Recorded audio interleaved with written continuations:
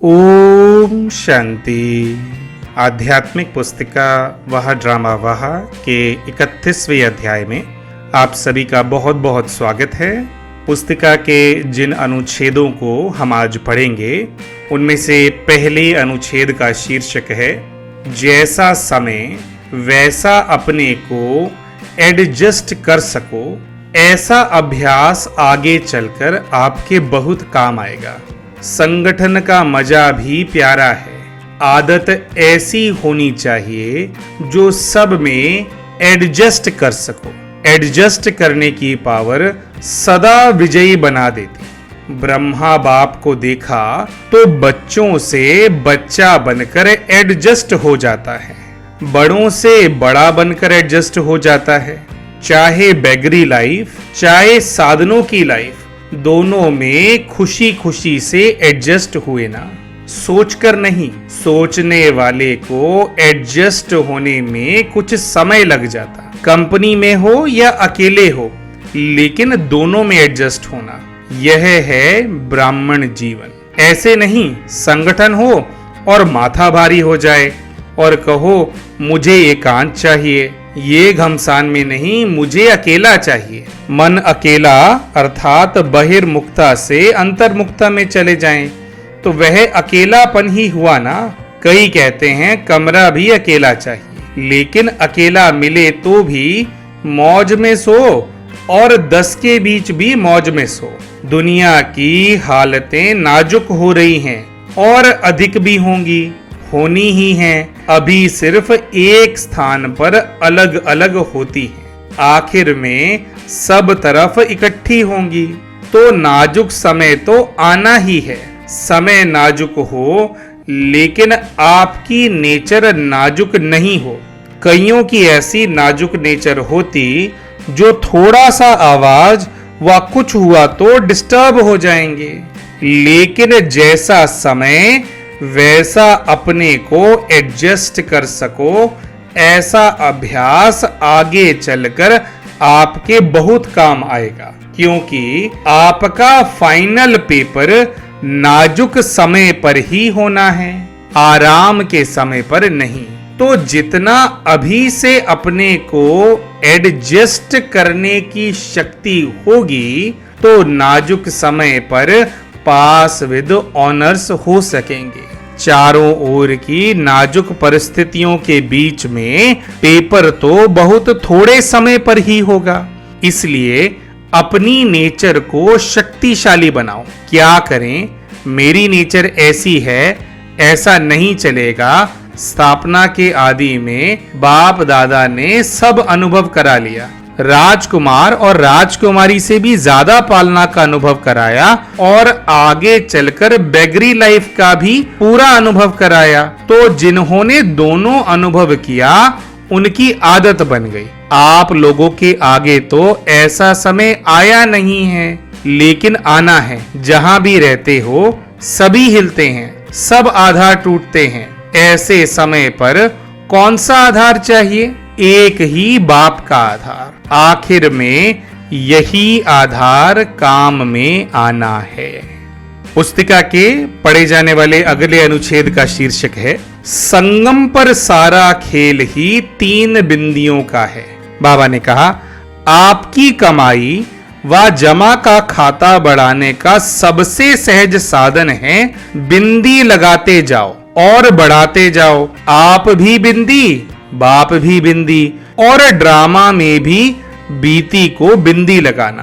तो कमाई का आधार है बिंदी लगाना, और कोई मात्रा तो है ही नहीं। क्या, क्यों, कैसे, ये क्वेश्चन मार्क की मात्रा, आश्चर्य की मात्रा किसी की आवश्यकता नहीं है।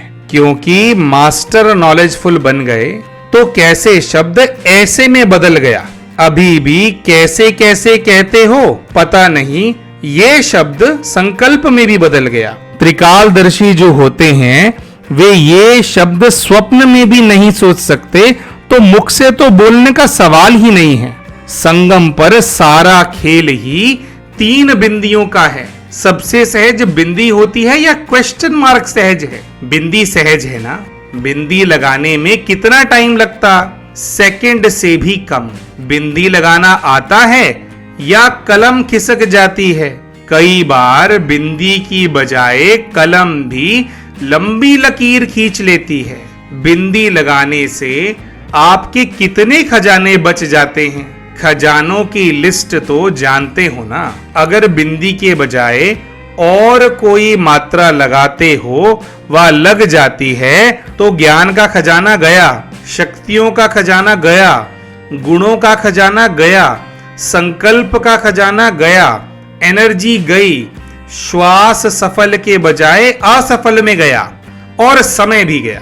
आज पढ़े जाने वाले अंतिम अनुच्छेद का शीर्षक है, जब वाई शब्द आए तो फ्लाई शब्द याद रखो। बाबा ने कहा, उत्साह में रहने वाले अर्थात सदा उत्सव मनाने वाली श्रेष्ठ आत्माएं हो। कभी भी उत्साह कम नहीं होना चाहिए। पहले भी सुनाया था, ब्राह्मण जीवन का सांस है उमंग उत्साह। अगर सांस चला जाए तो जीवन सेकंड में खत्म हो जाएगी ना।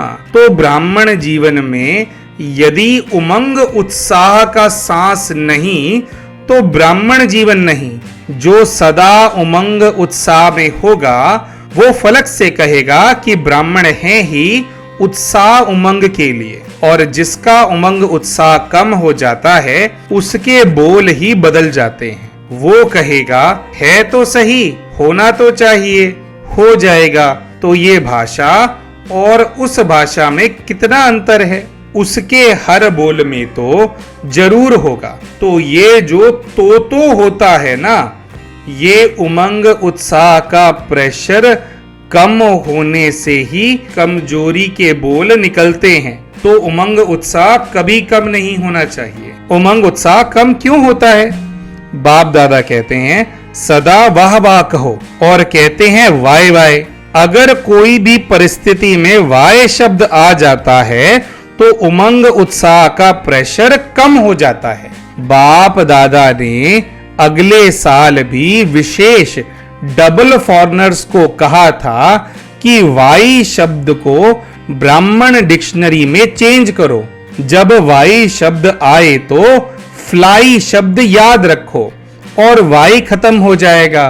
कोई भी परिस्थिति छोटी भी जब बड़ी लगती है तो वाई शब्द आता है। ये क्यों, ये क्या, और फ्लाई कर लो तो परिस्थिति क्या होगी? छोटा सा खिलौना।